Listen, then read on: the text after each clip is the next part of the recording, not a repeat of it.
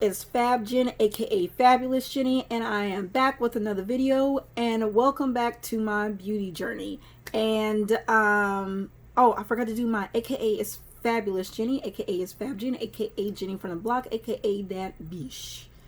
I'll try to change it up to make it funny. Anyway, this video is kind of a repeat because I did have someone point out that I did do this foundation prior. And at first I was like, no, it's got to be, I was like, no, I'm pretty sure it's new or something like that. I don't know why I thought it was new.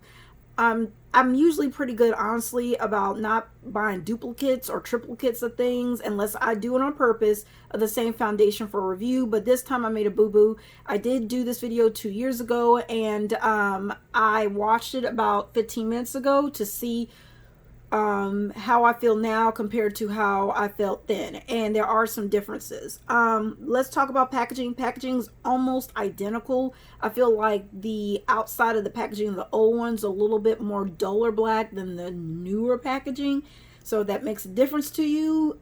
Okay, the price is still about in the $40 range, $49 range.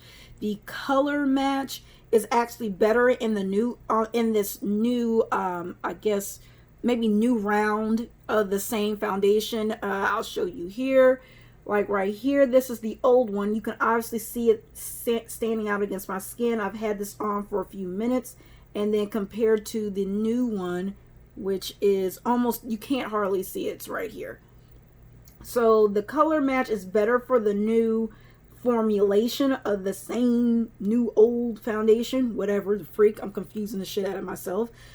So I like that. And actually when it goes on the skin, I feel like it goes a little bit more, maybe a little bit more red orange in color, just a smidge. But this one was lighter and I had to work with it a little bit better.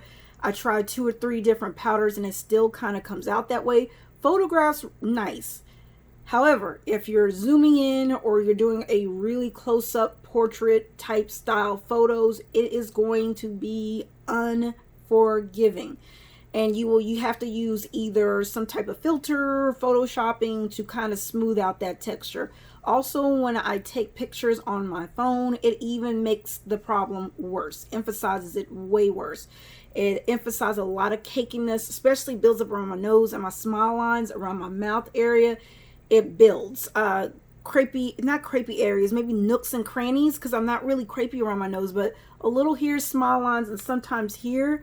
But it just depends on what primer. Some primers help with that, but I've done it with primer, without primer. I've worn it 3 or 4 times, and I'm not overly over the moon happy with it. It feels fine on the skin. I didn't have any reaction to it. It's not horrible, but it's kind of like, god damn, when you, because if I'm going out, if I'm beating my face, I'm using Nars. Usually when I'm using Nars, I'm using that to beat the shit out of my face, because Nars is just awesome. Nars is still awesome. I will still buy Nars products. I very rarely have funky products from Nars. This would be number 2. So the first one was an eyeshadow, one eyeshadow and eyeshadow palette. It was a beautiful shade of blue, but it was so fucking patchy, it was ridiculous.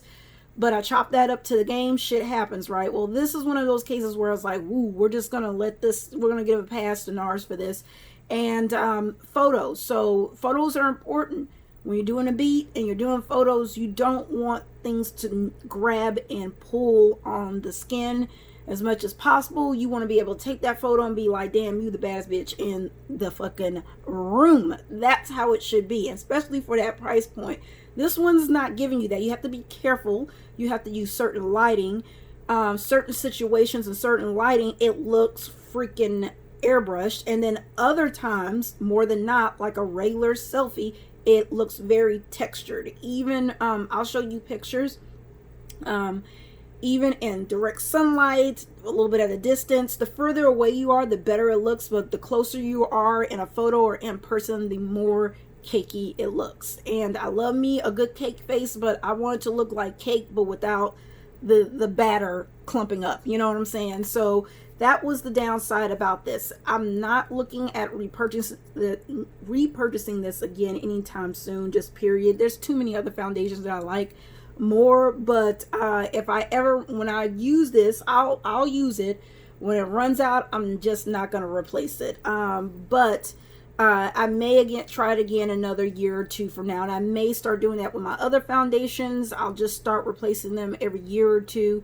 and then re-review them if there is any differences, or just re-review them if there aren't any differences, and just give y'all a quick update of how I still feel or don't feel or notice about a foundation. So anyway, thank you for watching. I'll see you in the next video. Take care. Bye.